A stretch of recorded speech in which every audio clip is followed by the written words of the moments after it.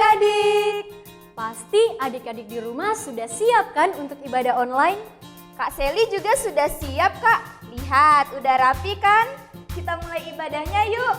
Ayo Kak Seli, adik-adik di rumah berdiri ya. Kita nyanyi Mars Sekolah Minggu.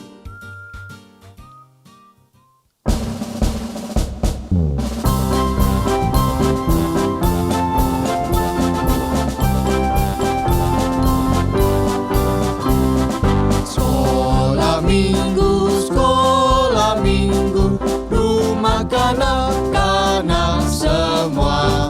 Bakti Allah, cinta bangsa, hidup penuh sukaria. Belajarlah kitab suci, cinta Tuhan gereja maju. Jalankanlah perintahnya, muliakan sepanjang hidup. Sekolah minggu, rumah kanak-kanak semua. Bakti Allah, cinta bangsa, hidup penuh sukaria. Belajarlah kitab suci, cinta Tuhan gereja maju. Jalankanlah perintahnya, muliakan sepanjang hidup.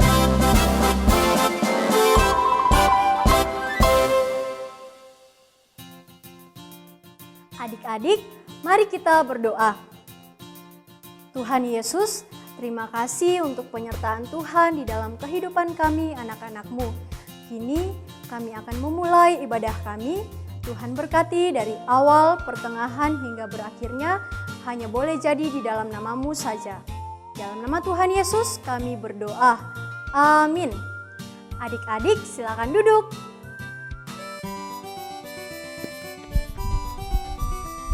Ayo, Rak, kita pemanasan dulu. Ayo.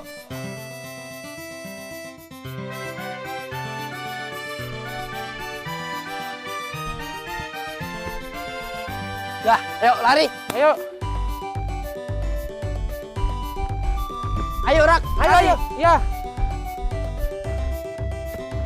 Loh. Ayo, Rak. Ya, ayo.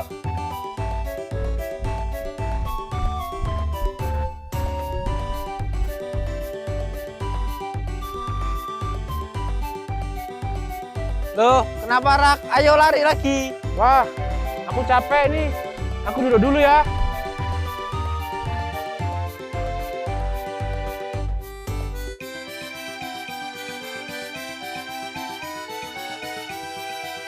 Loh, kamu kenapa Rak? Kok lemah sekali? Ayo lari lagi. Enggak kok, aku udah apa-apa.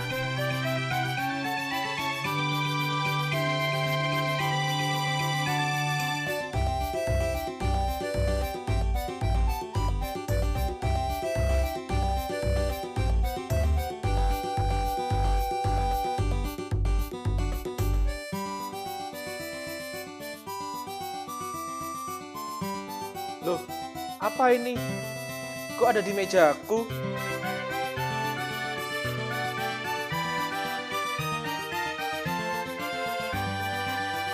Untuk Raka dari sahabatmu.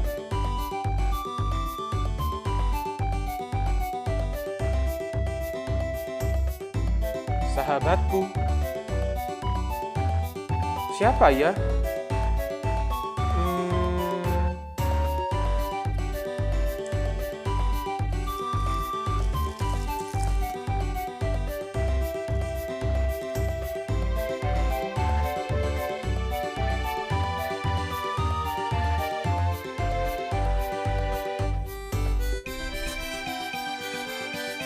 Terima kasih Tuhan, Engkau tahu apa yang aku butuhkan. Dan terima kasih juga untuk sahabat yang Kau kirim. Adik-adik, kisah persahabatan di atas mengingatkan kita akan kasih Tuhan yang rela berkorban. Dalam Yohanes pasal 15 ayat 13 mengatakan bahwa tidak ada kasih yang lebih besar daripada kasih seorang yang memberikan nyawanya untuk sahabat-sahabatnya. Yesus menyebut kita sahabatnya loh adik-adik. Dia telah mengorbankan seluruh hidupnya untuk kita. Dia rela mati di kayu salib untuk menebus kita dari dosa. Setelah dikuburkan, ia bangkit pada hari ketiga dan hidup kembali. Ia juga berjanji bahwa tidak akan pernah meninggalkan kita dan membiarkan kita. Ia juga berjanji bahwa setiap orang yang percaya dan menerima Dia sebagai juru selamat pasti diselamatkan. Benar sekali Kak Seli. Nah, adik-adik di rumah, apakah adik-adik di rumah sudah menerima Yesus sebagai Tuhan dan Juru Selamat? Atau bagi yang belum, maukah adik-adik menerima Yesus sebagai Tuhan dan Juru Selamat? Saat ini, Kakak mengajak adik-adik di rumah untuk mengingat cinta Tuhan lewat lagu Yesus Sahabatku. Adik-adik bangkit berdiri ya.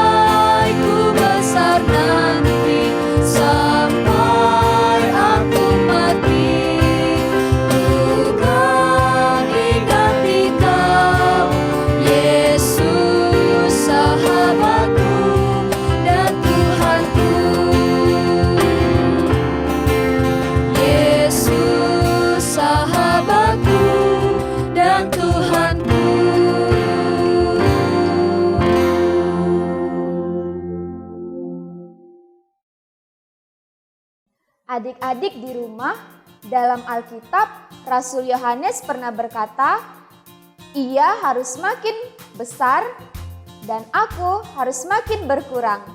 Dia adalah Yesus.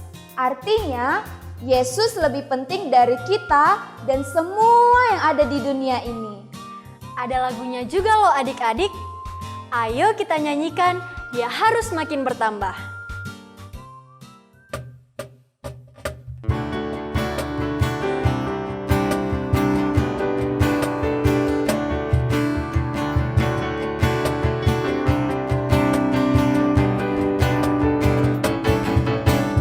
Harus makin bertambah, ku harus makin berkurang. Nama Yesus saja disembah, ku di tempat paling belakang.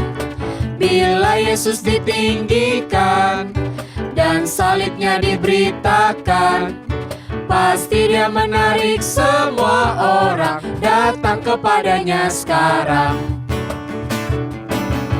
Dia harus makin bertambah, ku harus makin berkurang. Nama Yesus saja disembah, ku di tempat paling belakang. Bila Yesus ditinggikan dan salibnya diberitakan, pasti Dia menarik semua orang datang kepadanya sekarang.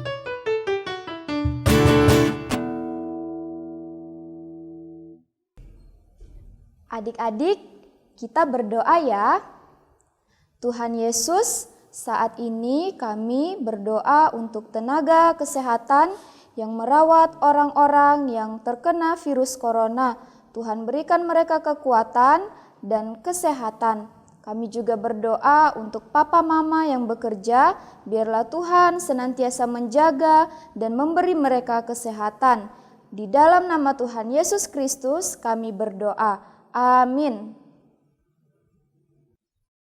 Adik-adik, tiba saatnya untuk kita akan mendengarkan firman Tuhan. Namun sebelum itu, mari kita menyanyi Hanya Dekat Allahku.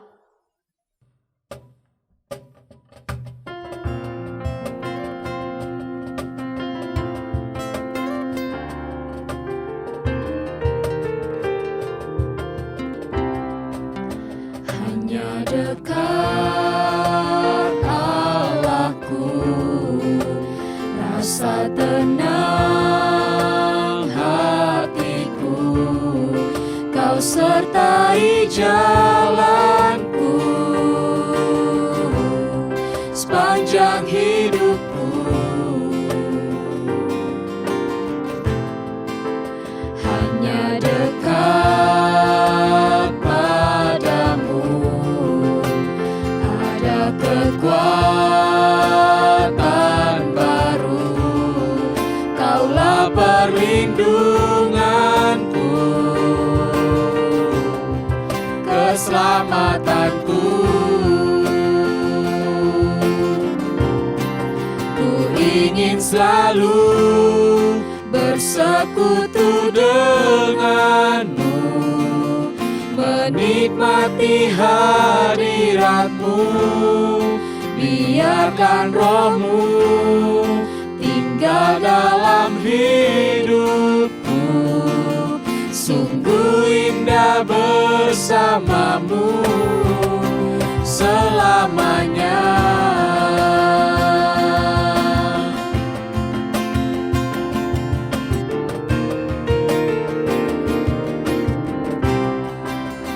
Hanya dekat padamu ada kekuatan baru, Kaulah perlindunganku, keselamatanku. Ku ingin selalu bersekutu denganmu, menikmati hadiratmu. Biarkan rohmu tinggal dalam hidupku, sungguh indah bersamamu. Ku ingin selalu bersekutu denganmu, menikmati hadiratmu. Biarkan rohmu tinggal dalam hidupku, sungguh indah bersamamu selamanya.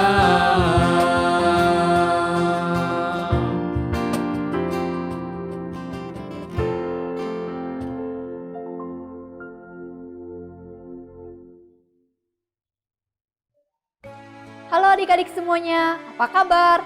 Kakak harap kabar adik-adik di rumah baik-baik saja ya. Hari ini kita akan mendengarkan firman Tuhan. Namun sebelumnya, kakak mengajak adik-adik semua untuk mempersiapkan hati dan pikiran.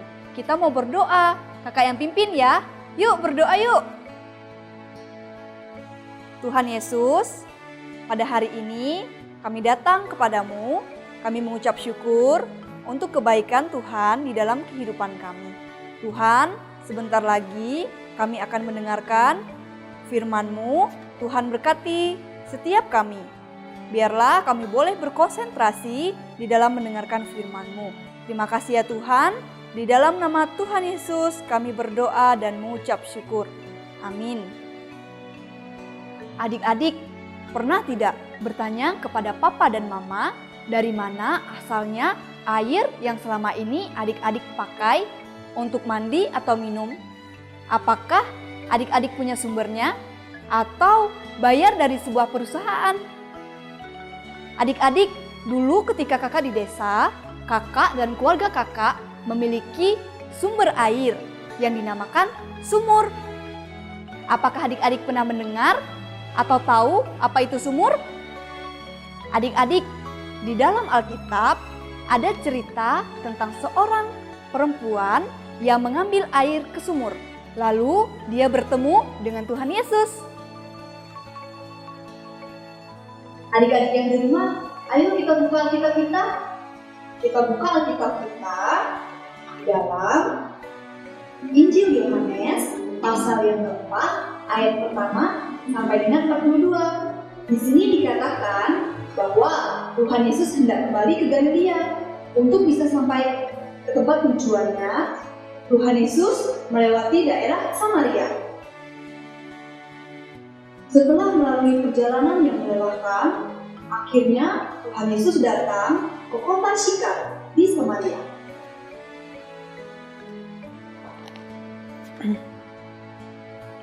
Adik-adik, setelah melalui perjalanan yang sangat panjang, Tuhan Yesus akhirnya merasa kelelahan. Tuhan Yesus memutuskan untuk beristirahat. Tuhan Yesus beristirahat di dekat sebuah sumur. Nama sumur tersebut adalah Sumur Yakub. Ketika Tuhan Yesus sedang beristirahat, datanglah seorang wanita Samaria. Ia datang untuk mengambil air di sumur tersebut. Karena sangat merasa kelelahan, Tuhan Yesus haus. Lalu Tuhan Yesus berkata kepada wanita itu, "Berikanlah aku minum." Tetapi wanita itu malah menjawab Tuhan Yesus.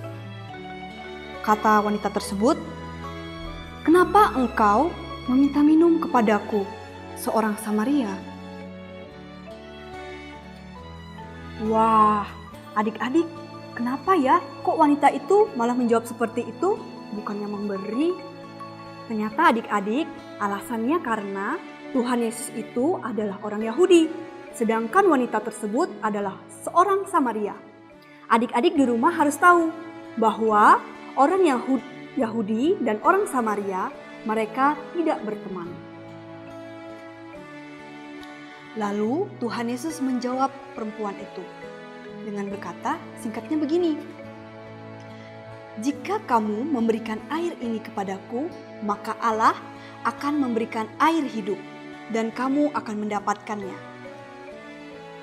Lalu kemudian wanita tersebut menjawab, "Bagaimana mungkin engkau bisa mendapatkan air hidup tersebut, sementara engkau tidak memiliki timba, dan sumur ini sangat dalam?"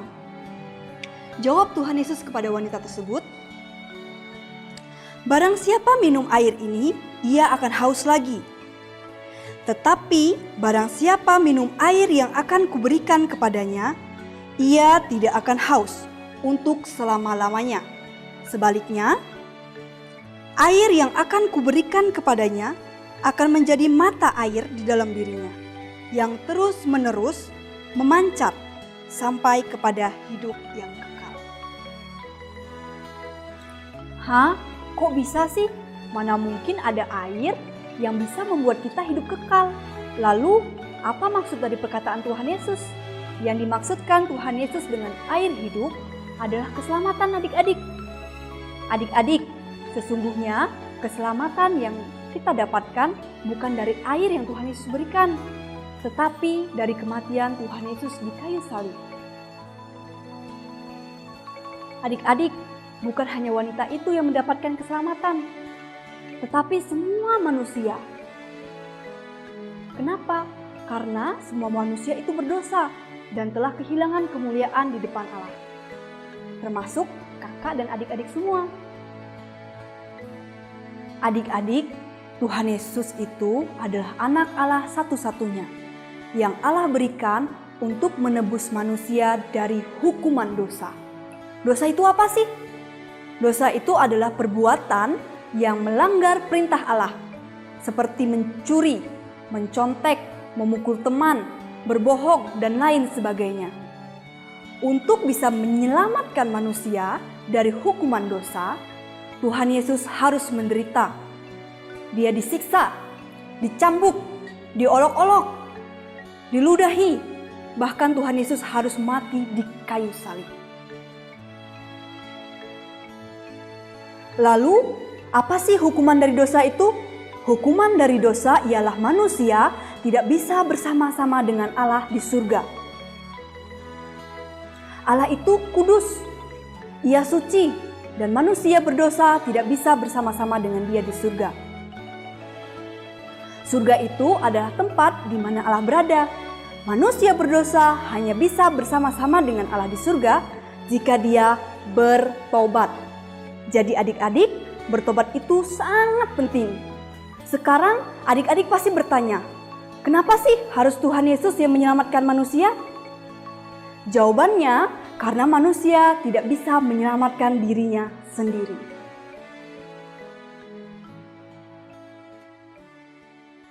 Dalam Injil Yohanes ini, kita tahu bahwa perempuan Samaria itu adalah perempuan yang berdosa dan dia perlu diselamatkan. Apa sih dosa perempuan ini? Dosanya ialah karena dia memiliki banyak suami. Coba adik-adik perhatikan di ayat yang ke-17 dan juga ke-18.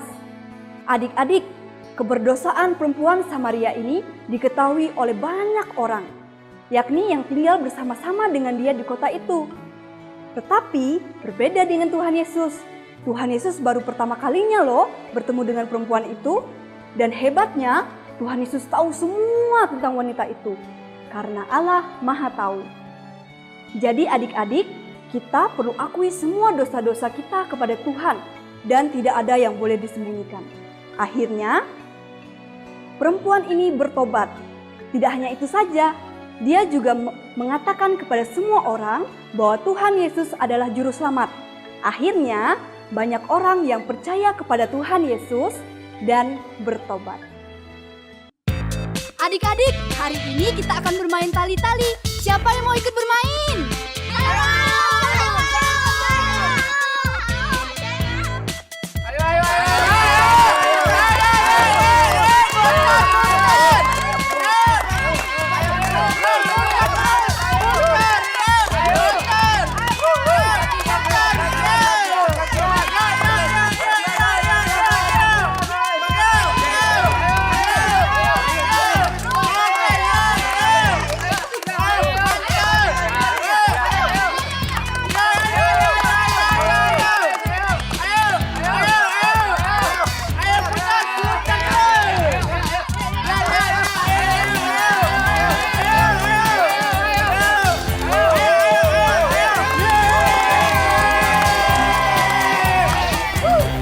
Adik-adik, nama permainan ini adalah melepaskan diri dari ikatan-ikatan dosa. Permainan ini sendiri mengingatkan kita bahwa Tuhan Yesus telah melepaskan kita dari hukuman-hukuman dosa. Adik-adik, sekarang kakak mau tantang adik-adik semua. Apakah adik-adik mau percaya kepada Tuhan Yesus sebagai juru selamat?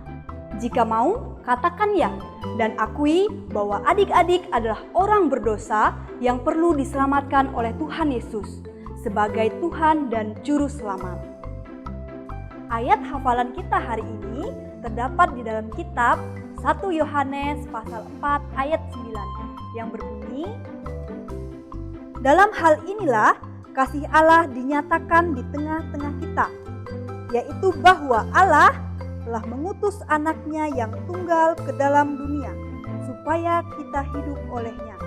Sekali lagi adik-adik, dalam hal inilah kasih Allah dinyatakan di tengah-tengah kita, yaitu bahwa Allah telah mengutus anaknya yang tunggal ke dalam dunia, supaya kita hidup olehnya. Baiklah, sampai di sini firman Tuhan kita hari ini. Mari kita berdoa. Bapa yang bertata di dalam kerajaan surga, kami mengucap syukur dan berterima kasih kepada Engkau karena Engkau telah membimbing kami selama kami mendengarkan firman-Mu hari ini. Tuhan, ajarkanlah kami untuk boleh semakin percaya kepada Engkau sebagai Tuhan dan Juru Selamat kami. Kami mengakui ya Tuhan bahwa kami adalah orang berdosa yang perlu Engkau selamatkan. Terima kasih ya Tuhan, dan akhirnya kami juga mau menyerahkan kehidupan kami sepenuhnya ke dalam tangan-Mu. Terima kasih ya Bapa, ini doa kami, di dalam nama Tuhan Yesus kami berdoa dan kami mengucap syukur. Amin. Adik-adik, kita sudah mendengarkan cerita firman Tuhan. Dengan begitu, selesailah sekolah minggu online kita. Sampai jumpa di ibadah selanjutnya.